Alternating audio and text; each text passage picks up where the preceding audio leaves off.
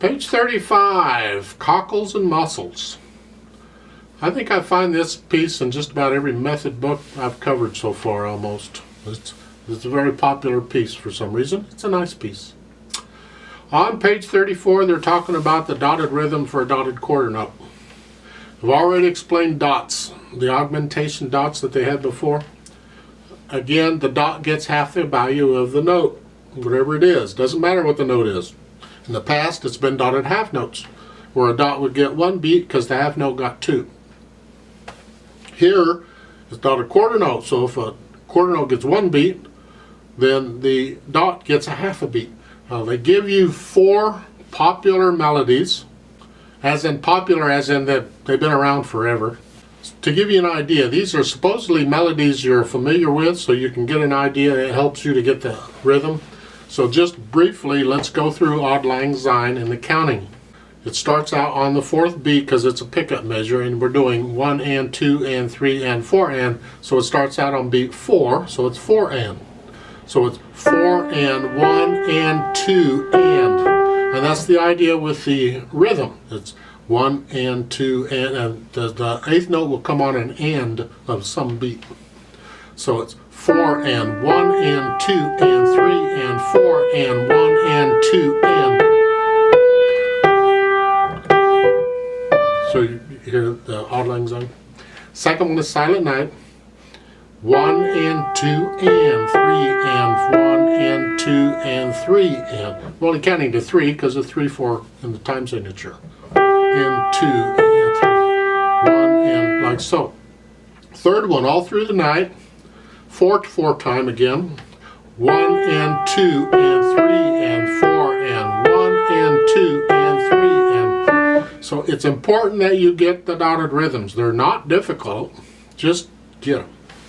Now in Cockles and Mussels, we get that dotted rhythm. So take a look at Cockles and Mussels. They give you a line of it at the bottom of page 34. I'm going to point to the one on page 35 though, and you ought to be able to count along without having the counting in the book. So it starts on beat 3. This is in 3/4 time, and there's a 1 note pickup.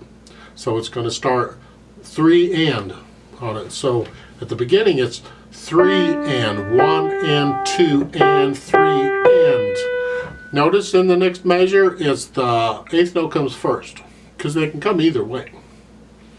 So the first full measure, dotted quarter note, 8th note, 1 and 2 and 3 and.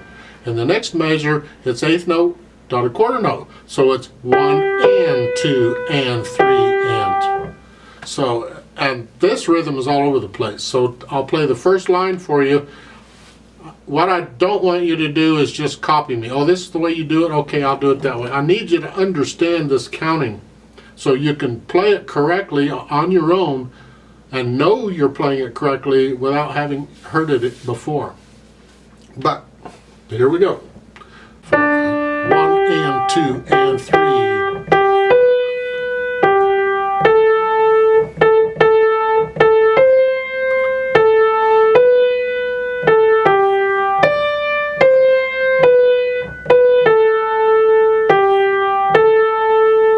If you're counting to yourself, 1 and 2, and go slow if you have to. You don't have to go fast. I go 3 and 1 and 2 and 3 and 1 and 2 and 3 and. Just make sure that the last quarter note in the measure comes on beat 3. Don't rush it. It's got to be on beat 3. And that's the counting for this piece. It's a tricky piece. It's important that you do understand this kind of rhythm. I don't see anything really in this piece that's tricky other than the rhythm. So we ought to be able to just handle it. The left hand just has these chords. I don't know if you've had the chords in this arrangement or not. It doesn't matter. You figure out what the notes are in the chord, 1 note at a time. You know, the first one is a D, a G, and a B. It's a G chord. It's just got the D on the bottom. So figure out what the chords are in the left hand very carefully. Once you got them, you're good to go. Melody's in the right hand. You're going to play the melody a little louder than the left hand because we want to hear that. There is a repeat sign at the bottom, so we're going to play this twice. Starts on beat 3. So I'm going to give us 2 counts. Ready and go, and like so. Slowly, sort of. Okay. So go ahead and put your hands where they go.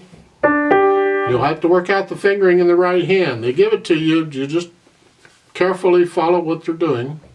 When you're first learning it, you're going to play this, I hope, one hand at a time till you work out the notes and the rhythms and everything. And then you can put the hands together. When you play with me, if you need to, just play one hand at a time for a while until you get it. And then eventually you can put both hands together and play with me.